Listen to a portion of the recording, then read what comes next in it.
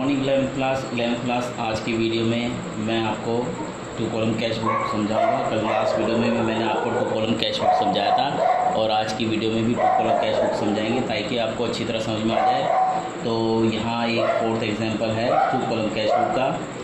1 मार्च को cash in hand 15,000 है और कैश एट हैंड 50,000 है, यानी पहले से कैश में पड़े हुए हैं 15,000 रुपये और बैंक में पड़ा हुआ है 50,000। तो कब पड़ा है? 1 मार्च को। 1 मार्च को टू बैलेंस, जो पुराना बैलेंस हमारे पे पड़ा होता है यानी पहले का बैलेंस दिया हो तो उसे बैलेंस बीडी बोलते हैं। जो पहले का बैलेंस दिया हो तो बैलेंस बीडी बोलते हैं। कैश में है 15,000 और बैंक में पड़े हुए हैं 50,000। ये पहले का बैलेंस है। जो पहले का बैलेंस हमारा पड़ा होता है उसे बैलेंस बीडी बोलते हैं और जो नया बैलेंस निकल के आता है उसे बैलेंस सीडी बोलते हैं, जो कैरेट डाउन हम निकालते हैं। तो ये पुराना बैलेंस है, बैलेंस बीडी 15,000 और 50,000। चलिए 3 मार्च की एंट्री है purchase good for cash. Purchase good for cash 3 March की एंट्री है। Purchase account debit to cash account होगा। जाहिर सी बात है, कैश गया है तो इधर आएगी, कैश आएगा तो इधर आएगी एंट्री डेबिट में, और कैश जाएगा तो क्रेडिट में। तो यहाँ कैश गया है क्योंकि हमने गुड्स परचेज किया है, तो by purchase account. By purchase account purchase debit में है और कैश का है क्रेडिट में। तो कैश की क्रेडिट साइड में तो आपको पता ही क्रेडिट साइड होता है और ये अकाउंट का डेबिट साइड होता है। कैश में कितने? 6,000 रुपीज़ कैश में पैसा आ गया। नेक्स्ट एंट्री है डिपॉजिट इन बैंक। बैंक में डिपॉजिट किया तो डिपॉजिट इन बैंक, बैंक में डिपॉजिट किया तो क्या एंट्री होगी? Cash account debit, sorry bank account debit. Bank में गया bank account debit to cash account. क्या हो गया entry? Bank account debit to cash account. तो बैंक के कहाँ आएगा? डेबिट में कितने रुपये? 6,000। और कैश की कहाँ जाएगा? क्रेडिट में, क्योंकि कैश का क्रेडिट है 6,000 रुपीज़,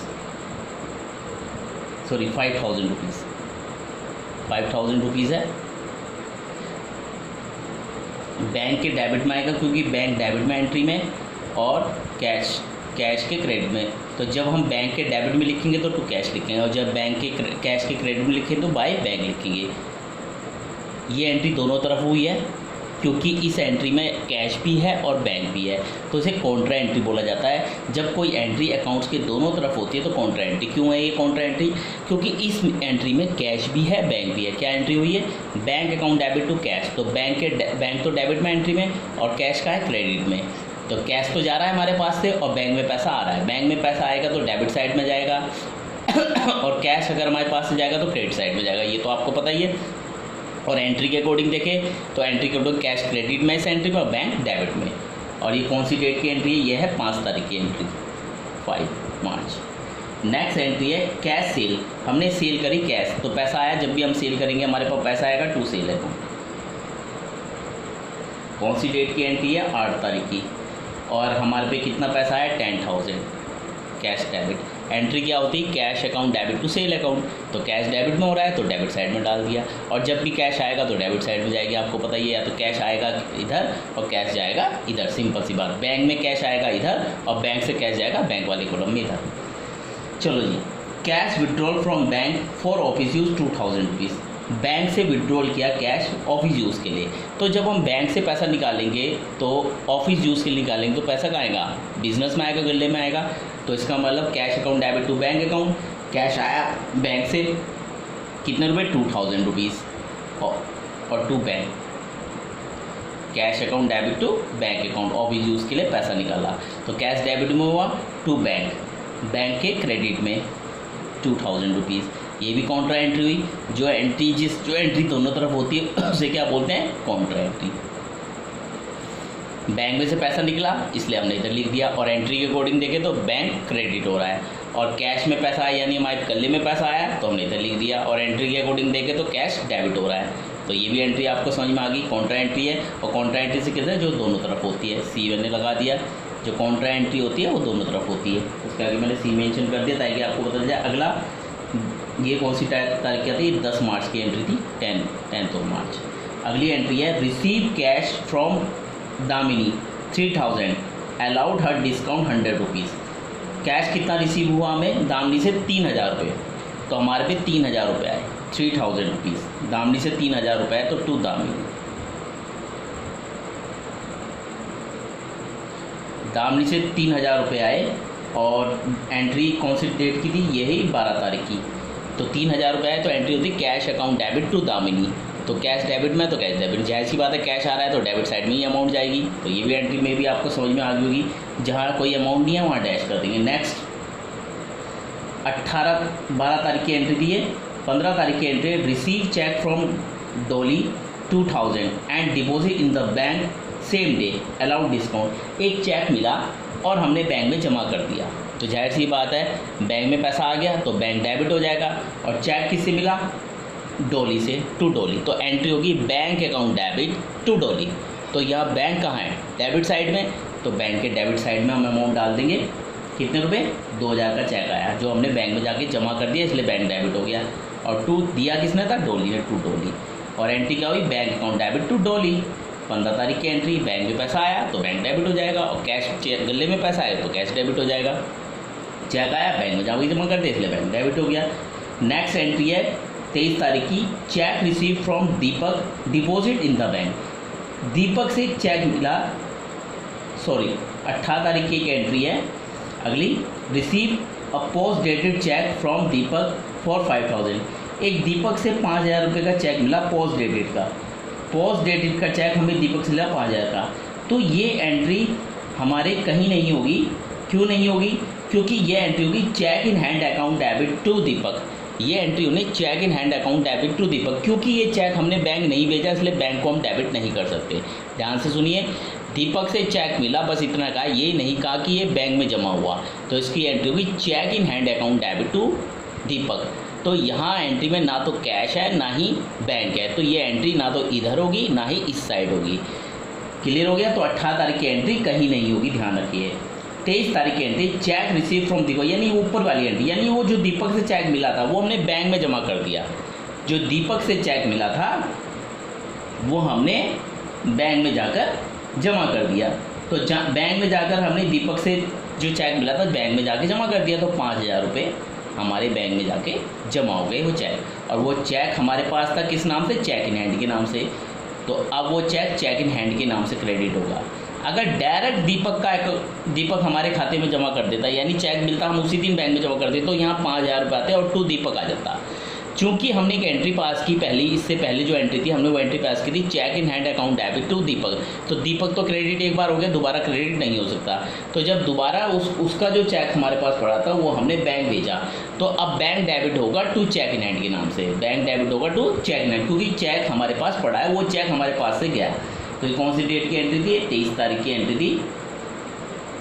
नेक्स्ट 24 तारीख, paid to Chandar by cheque 2500 allowed discount 125 रुपये। हमने चंदर को कितने पेड किए, 2500, लेकिन चेक से पेड किए। तो पैसा बैंक से निकलेगा तो 2500 रुपये इधर बैंक से निकला है तो इधर। और किसे पेड किए, चंदर को।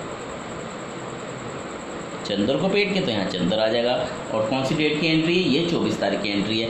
एंट्री होती चंदर डेबिट टू बैंक, क्योंकि चेक से पेमेंट हो रही है तो बैंक आएगा, चेक से पेमेंट हो रही है तो बैंक आ जाएगा। तो Chandar debit to bank, Chandar debit to bank हो जाएगा। चेक से पेमेंट हो रही है तो Chandar debit to bank, bank credit है क्रेडिट में आ जाएगा। और जब भी बैंक से पैसा मिल गया इधर आएगा। कैसे पता चला बैंक से पैसा निकल रहा है, क्योंकि चेक से निकल रहा है। कैसे निकल रहा है, चेक से।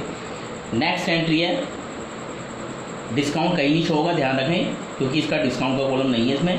अगला 27 withdrawal from bank for personal use, bank से निकाले पर्सनल यूज़ के लिए, यानी बैंक से तो पैसा निकल गया 1500 रुपये, लेकिन पर्सनल यूज़ के लिए निकाला है। ऑफिस यूज़ के लिए निकाला तो बाय ड्राइंग आएगा। अगर ऑफिस यूज़ के लिए निकाला तो एक कॉन्ट्रा एंट्री बन जाती है और दोनों तरफ आ जाती है। ये पर्सनल यूज़ के लिए है तो ड्राइंग आएगा। जब भी पर्सनल यूज़ के लिए कोई खर्चा करते हैं तो ड्राइंग आता है। एंट्री होती है drawing account debit to bank, क्योंकि बैंक से निकाल रहे हैं, drawing account debit to bank. Next entry है sold goods on credit to Ashok Mitra. यहाँ सोल्ड गुड्स ऑन क्रेडिट है टू अशोक मित्रा, तो entry Ashok Mitra account debit to sale account. तो ना तो इस एंट्री में कैश आया ना ही बैंक है, ना तो कहीं कैश है ना ही बैंक है, ना डेबिट में क्रेडिट। तो एंट्री क्या थी, Ashok debit to sale account. तो इसमें ना तो कैश है बैंक, इसलिए ये एंट्री ना तो इधर होगी ना इधर, ये कहीं नहीं होगी। हमें वही एंट्री चेक करनी है जिसमें या तो कैश हो या बैंक हो, क्योंकि हम कैश विद बैंक अकाउंट बना रहे हैं, 2 column cash book. Next entry है purchase goods on credit from Chander. अब purchase goods on credit from Chander, तो एंट्री होती है purchase account debit to Chander, purchase account debit to Chander. तो इसमें भी ना तो कैश है ना बैंक है, तो ये भी एंट्री कहीं नहीं होगी, क्योंकि कैश और बैंक होना जरूरी है, क्योंकि हम कैश और बैंक अकाउंट बना रहे हैं। नेक्स्ट है रिसीव चेक फ्रॉम अशोक मित्रा 2000 का और डिपॉजिट इनटू बैंक, यानी चेक मिला और डिपॉजिट कर दिया कितने का 2000 का, तो हम बैंक को प्लस कर देंगे, बैंक बढ़ा देंगे। और किससे मिला, अशोक से, तो यहाँ टू अशोक लिख देंगे। और डेट कौन सी थी 31 की। Bank debit to Ashok, bank से चेक मिला हमने बैंक में जमा कर दिया तो बैंक डेबिट टू अशोक। अगर बैंक में जमा ना करते तो एंट्री ना होती, ये एंट्री होती cheque in hand account debit to Ashok अगर बैंक में जमा ना होता। इसमें ये ना लिखा होता बैंक में जमा है, क्योंकि बैंक में जमा है तो एंट्री होगी bank account debit to Ashok. Next entry है bank charge to the month, यानी महीने का बैंक चार्ज हुआ तो बैंक से पैसा कटेगा, बैंक से निकलेगा 100 रुपये। बैंक चार्ज बैंक से कटेगा तो बाय बैंक चार्ज के नाम लिख देंगे बैंक चार्ज। और अगर हम इसकी एंट्री कास्ट करते हैं bank charge account debit to bank हो जाता, बैंक क्रेडिट हो जाता। और ये कौन सी तारीख की एंट्री, 31 तारीख की। इस तरह से हमने ये सारी जनरल एंट्री पास कर दी है। मे भी आपको समझ में आ गई होगी। क्लियर हो गया, समझ में आ गया। अगर इसमें हम जीएसटी का भी इंक्लूड कर दें तो जहाँ जहाँ जीएसटी से हम जीएसटी को चार्ज करते चले जाएंगे। ठीक है, मे भी आपको समझ में आ गई होगी एंट्री। इसमें 6% जीएसटी थी जो मैं लगाना भूल गया। अब जो जीएसटी है वो जीएसटी परचेज और सेल के साथ ही होगी। तो एक तो 3 तारीख की एंट्री पे जीएसटी लग जाएगा। उस जीएसटी 3 तारीख की एंट्री में नीचे लिख रहा हूँ, ध्यान रखना, आपको ऊपर लिखना है। इसका सॉल्यूशन मैं आपको सेंड कर दूँ किस तरह से एंट्री हुई। ये 3 तारीख की एंट्री पे जीएसटी लगना था, वो जीएसटी मैं नीचे शो कर रहा हूँ 3 मार्च। मैंने नीचे जीएसटी नहीं देखा तो 3 मार्च की एंट्री में जीएसटी बाय CGST और बाय इनपुट लिख देते हैं, इनपुट SGST इनपुट है, ये भी इनपुट है, इनपुट एज ये 3 मार्च की ऊपर वाली एंट्री जो 3 मार्च को जीएसटी, तो इस पर 6% लगा। इस पर 6% जो जीएसटी लग गया 360 रुपये ये जाएगा हमारे पास है कैश में, क्योंकि कैश में जा रहा है 360। ये वाली एंट्री है परचेस अकाउंट डेबिट में 6000, इसी के नीचे लिखना था जीएसटी। वो जीएसटी मैंने नीचे लिख दिया, ध्यान रखना। ये जीएसटी मैं यहाँ शो कर रहा हूँ, गलती से मैं जीएसटी चार्ज करना भूल गया। एक तो ये जीएसटी होगी, एक और जीएसटी था वो था सेल पर। सेल किया था हमने 10,000 का गुड्स, एक सेल का, क्योंकि सेल और परचेस पे जीएसटी लगता है या कोई खर्चा एक्सपेंसेस की हो, तो हमने सेल और परचेस ही कर रखे हैं। तो सेल और परचेस पे जीएसटी एक या 8 तारीख की एंट्री पर जीएसटी लग जाएगा। 8 तारीख की एंट्री में यहाँ शो कर रहा हूँ। टू आउटपुट, जब हम सेल करते हैं तो क्या लगता है आउटपुट CGST और आउटपुट SGST। ये देखिए टू सेल 10,000, इस पे 6% जीएसटी लगा रहे हैं तो 600 रुपीज़ आएगा। 600 और 600, ध्यान रखिए ये वाली एंट्री, ये जो मैंने जीएसटी की एंट्री है ये ठीक सेल के नीचे आएगी। To output CGST, to output SGST, ये एंट्री लिखना मैं भूल गया इसलिए मैं नीचे मेंशन कर रहा हूँ। तो मे भी आपको समझ में आ गया होगा कैसे हमने ये एंट्री की है, कैसे काउंटर एंट्री होती है, कैसे किया जाता है। ठीक है, ये जीएसटी वाला भी पॉइंट समझ में आ गया होगा। जहाँ सेल और परचेस थी वहाँ जीएसटी लिखना भूल गया, वो ठीक उसके नीचे आना था, मैंने यहाँ लिख दिया, डेट भी डाल दी उसी डेट की। ठीक है, 8 तारीख की डेट की जीएसटी है। अब हम क्या करेंगे, दोनों तरफ का टोटल करते हैं। तो इसका टोटल है 31,200, क्योंकि इधर का ज़्यादा है, जिधर का टोटल ज़्यादा होता है वो टोटल मैं दोनों तरफ लिख देता हूँ 31,200। अब इसमें से ये सारा माइनस करेंगे, 6,000, 360, 360, तो ये हमने सारा माइनस कर दिया।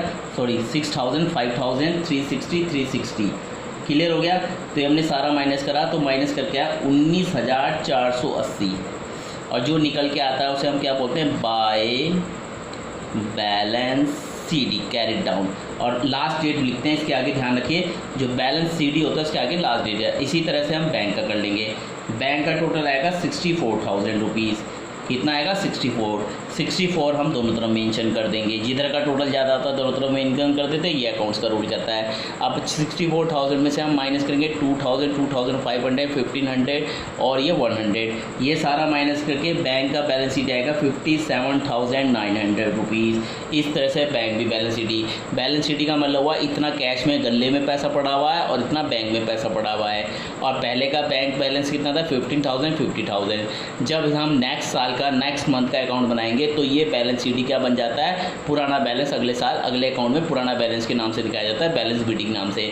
जैसे ये पुराना बैलेंस है, ये पिछले अकाउंट में यानी पिछले मंथ के अकाउंट में बैलेंस सीडी निकला होगा और इस साल वो बैलेंस इस मंथ में बैलेंस सीडी बीडी बन गया। इसी तरह से बैलेंस सीडी है। अब नेक्स्ट मंथ का यही हम कैश और बैंक अकाउंट बनाते हैं तो बैलेंस बीडी के नाम से शो होगा, जो जाके आगे ट्रांसफ़र हो जाएगा, कैरी डाउन। क्लियर हो गया है? तो मे बी आपको समझ में आ गया किस तरह से टू कॉलम कैश बुक बनती है। आज से टॉपिक खत्म हो रहा है टू कॉलम कैश बुक का। इससे रिलेटेड कोई भी प्रॉब्लम मुझे पूछ लीजिएगा, मैं एक क्वेश्चन सेंड करूँगा, वो टू कॉलम कैश बुक का आपको क्वेश्चन सॉल्व कर मुझे देना है। और फिर अगला टॉपिक शुरू होगा trial balance. Trial balance complete होते ही हमारा बेसिक वो अकाउंट कंप्लीट हो जाएगा। फिर चैप्टर वाइज हमारे क्वेश्चन शुरू होंगे, जिसमें हमारे चैप्टर शुरू होते रहेंगे अलग तरीके से। तो बेसिक हमारा ट्रायल बैलेंस कंप्लीट, बेसिक पूरा कंप्लीट हो जाएगा। क्लियर हो गया? तो ये नोट डाउन कर लीजिए। Bye, 11th class.